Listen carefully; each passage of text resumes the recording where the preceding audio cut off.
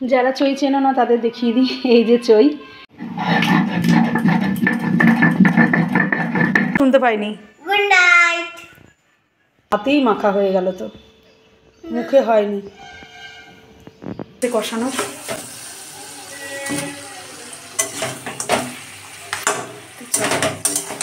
ট্রান্সফারে প্রাণ আটকে আছে এই আলুটাতে।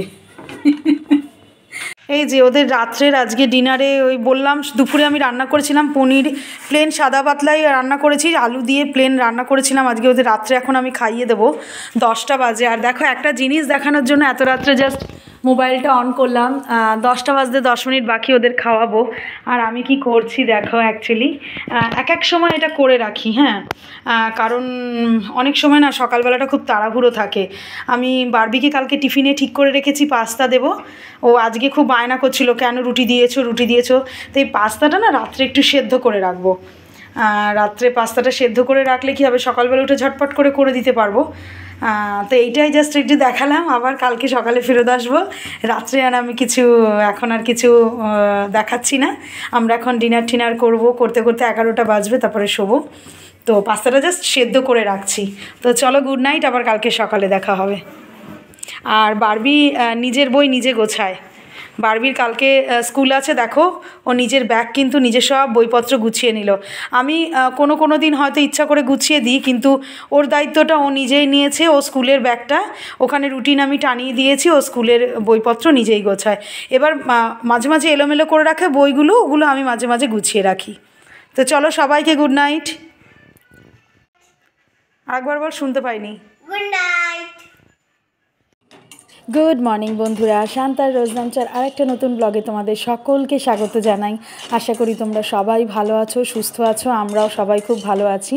বিভু এখন ঠিক আছে আগের থেকে, ওর এমন কিছু বেশি বাড়াবাড়ি হয়নি, সামান্যই লেগেছিল। আর বারবিকে দেখো সকালে, কালকে তো বললাম রাত্রে পাস্তা সেদ্ধ করে রেখেছি। বারবি পাস্তায় ডিমটা খায় না, আমি জাস্ট সস দিয়ে করে দিচ্ছি আর একটু পেঁয়াজ দিয়ে, তারপরে আর ছিল ওর মধ্যে পাস্তা মশলা দিয়ে পাস্তাটা করে দিলাম। তো চলো বারবিকে তাড়াতাড়ি করে টিফিনটা দিয়ে দিই। আর প্লিজ আমার ভিডিওটা একটা লাইক দিয়ে দেখা শুরু করো, আর চ্যানেলটাকে সাবস্ক্রাইব করে দিও। যারা ফেসবুক থেকে দেখছো তারা পেজটাকে ফলো করে দিও। আশা করি ভালো লাগবে ভিডিওটা, আর শেষ অবধি থেকেও একটা লাইক করে ভিডিওটাকে দেখতে থাকো। আর দেখো আমি এখানে আরেকটা জিনিস করছি, সেটা হচ্ছে চা আদা দিয়ে। বেশ সকালবেলা উঠেছি তো, একটু আদা দিয়ে চা না খেলে হবে না। আর বারবিও ভীষণ বায়না করছে, একটু কাশি হয়েছে, আদা দিয়ে চা খাবে বলে। আর একটা নিয়ে আসতে হবে।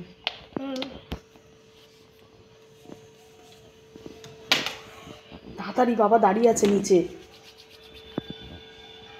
ইস, পুরো হাতেই মাখা হয়ে গেল, তো মুখে হয়নি।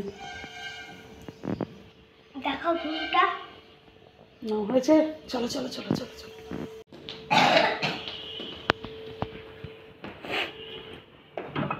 টাটা।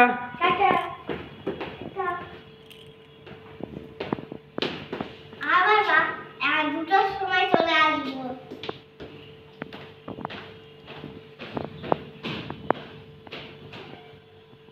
দেখো এখানে ইলিশ মাছের মাথা ভাজতে বসিয়ে দিয়েছি।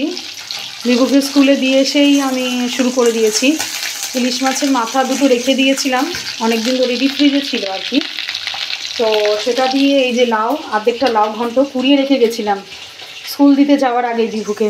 তো এটা লাউ ঘন্ট করব ইলিশ মাছের মাথা দিয়ে। আর এখানে দেখো মাংস আমি পুরো মানে ম্যারিনেট করার জন্য আর কি সব রেডি করে দিয়েছি। পেঁয়াজ, আদা, রসুন, লঙ্কা বাটা, সব বাটাবুটিগুলো মিক্সির এখানকার দিয়ে দিয়েছি। টমেটো পেস্ট দিয়েছি, জিরে গুঁড়ো, ধনে গুঁড়ো, লঙ্কার গুঁড়ো কিন্তু কাশ্মীরি, আমি কিন্তু কাঁচা লঙ্কার করি।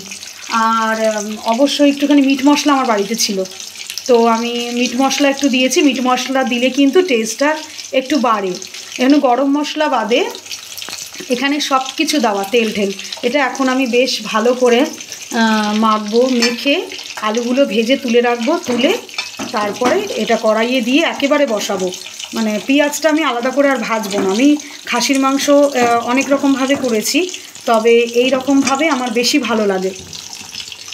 মানে পুরো মেখে সুন্দর করে। আর সত্যি কথা বলতে যদি একটু টক দই থাকতো, আমি একটু টক দইও দিয়ে দিতাম। টক দই দিলেও একটু টেস্টটা বাড়ে। এটা যদি মেখে মোটামুটি বলতে নেই 1 ঘন্টা ম্যারিনেট করে রাখা যায়, পুরো মাখাটার আর কি বেশি টেস্ট হয় পুরো মেখে করলে। তো যাই হোক, কালকের তো খাওয়া কি বলবো কিভাবে হয়েছে তো তোমরা জানোই। মানে কালকে আর রান্না টান্না তেমনভাবে করতেও পারিনি, বিভুর ওরকম একটা ব্যাপার হলো। তো তাই জন্য আজকে একটুখানি না করে দিলে নয়, কালকে বাড়ির লোক কেউ তেমনভাবে খেতে পারিনি।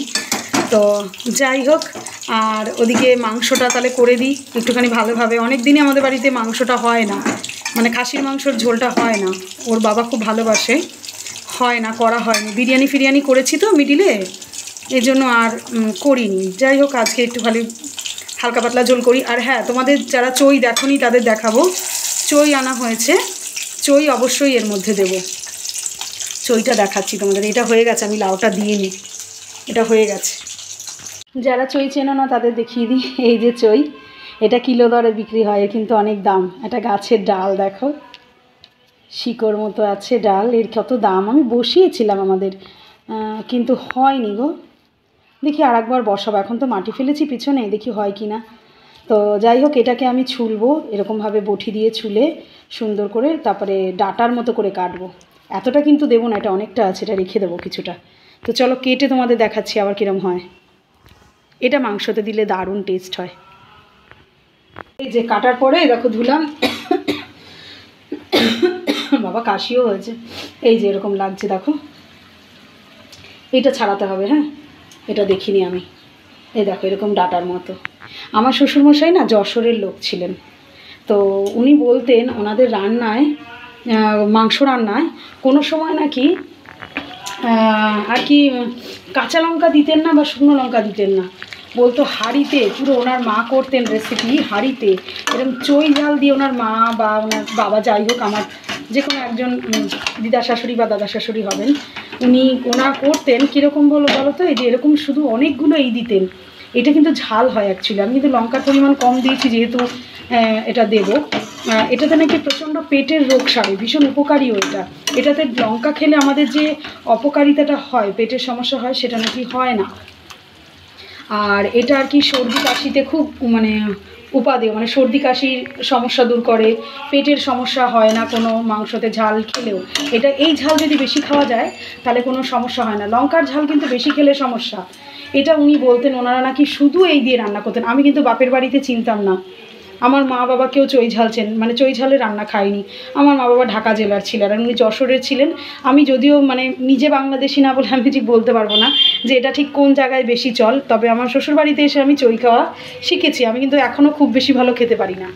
তো যাই হোক, এদিকে দেখো মাংসটা আমি কষাচ্ছি, সব কিছু একদম মাখিয়ে এই কড়াইয়েই দিয়ে দিই। আর আলুটা না আজকে আমি ভাজবো না ঠিক করেছি, আলু ভাজলে মশলা ভিতরে কম যায়, আমি না এটা ডাইরেক্ট দেবো আলুটা। আর বলতে পারো তেল ফেল মাখিয়ে দিয়েছি, তো এখন আলু ভাজলে আলু ভাজা তেলটা আবার তুলে রাখতে হবে, একটুখানি কুড়োনো করেও করছি না, তেলটা কম দিয়েছি আজকে মাংসে ভীষণ। আর এদিকে হয়ে গেছে আমার, দেখিয়ে দিই তোমাদের একটু, এই যে লাউ ঘন্ট ইলিশ মাছের মাথা দিয়ে। তো যাই হোক, এটা নামিয়ে এবার আমি ভাত চাল আর কি ভিজিয়ে রেখেছি ওটা দিয়ে দেবো। ওর কাজে কিন্তু ইলিশ মাছের মাথা দিয়ে লাউ ঘন্ট, খাসির মাংস, দুপুরের খাওয়াটা যা জমে যাবে।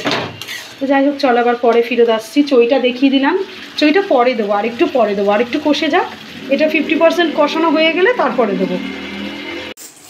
তো দেখো এখানে মোটামুটি কিন্তু মানে কষে এসছে, দেখলে হয়তো মশলা দেখলে বুঝতে পারছো, পুরো দেখো কি সুন্দর কালার এসছে।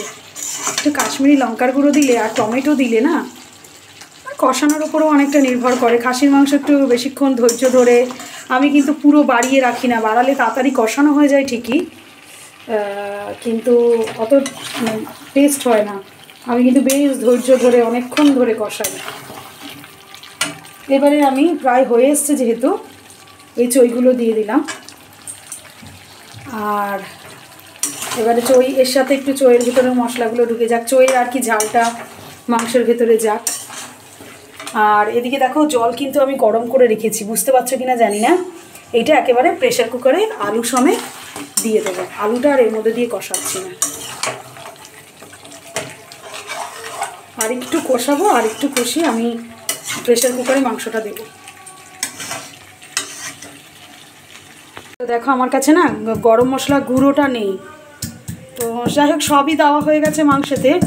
শুধু আমার এই মাংস মানে গরম মশলাটাই বাকি আছে, আর গরম মশলা ছাড়া মাংস পুরোটাই অসম্পূর্ণ। তা যাই হোক, আমাকে একটুখানি শিলেই বেটে নিতে হবে, কারণ এইটুকুনি গরম মশলা আমি আবার ওই মিক্সিতে হবে না।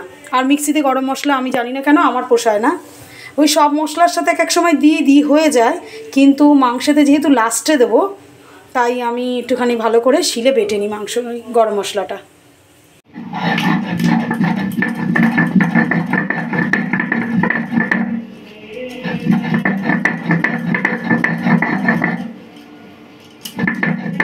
কি সুন্দর বাটা হয়েছে,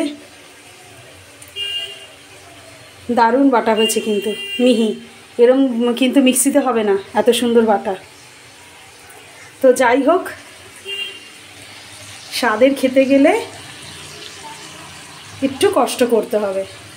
আমি একটু কষানোতেই দিয়ে দেবো, কারণ এখনই আমি জল দিয়ে এটাকে ট্রান্সফার করে দেবো প্রেশার কুকারে। কিন্তু আমাদের একদম পুরো কাঁচা গরম মশলাটা আর কি মিস্টার বিশ্বাস খেতে চান না, ওনার একটু গন্ধ লাগে, তার জন্য আমাকে মানে এই কষানোর মধ্যেই গরম মশলাটা দিয়ে দিতে হয় সব সময়। আমি কোনো সময় লাস্ট একদম ঘি গরম মশলা দিয়ে নামানো যে ব্যাপারটা থাকে সেটা করতে পারি না, আমাকে এই কষানোতেই দিয়ে দেবে। যাই হোক, এই যে হয়ে গেছে, এখন এবারে গরম জল মিশিয়ে আমি এর মধ্যে একেবারে এটা ট্রান্সফার করে দেবো। প্রেশারে 2-3টে সিটি দিয়ে নেবো, হয়ে যাবে। দেখো কালারটা কেমন এসছে কষানোর।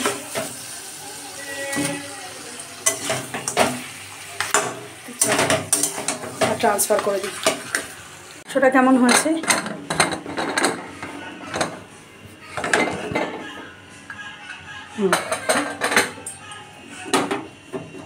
দেখো। এখন বারবিকি আনা হয়ে গেছে স্কুল থেকে, ওদেরকে খেতে দেবো, তাই জন্য খুললাম, নইলে এখন খুলতাম না। আমি একেবারে যখন খেতে দিই তখন খুলি, আগে খুলি না। এই দেখো হালকা ঝোলও রেখেছি, খুব বেশি গাঢ় মাংস আমরা খাই না। তো চলো তাড়াতাড়ি করে বারবি বিবুকে খেতে দিয়ে দিই, ওদের খিদে পেয়ে গেছে। তো দেখো সবার খাওয়া দাওয়া হয়ে গেছে। এই যে আমার লাউ ঘন্টটা, এটা আমি খুব ভালোভাবে খাবো। আর শশা নেই, মানে শশা থাকলে খুব ভালো হতো। তো সবার খাওয়া দাওয়ার পরে এবার আমি নিজের জন্য বেড়ে নিলাম। ওখানে মেটেটা নিয়েছি, যেটা আমার খুব ফেভারিট।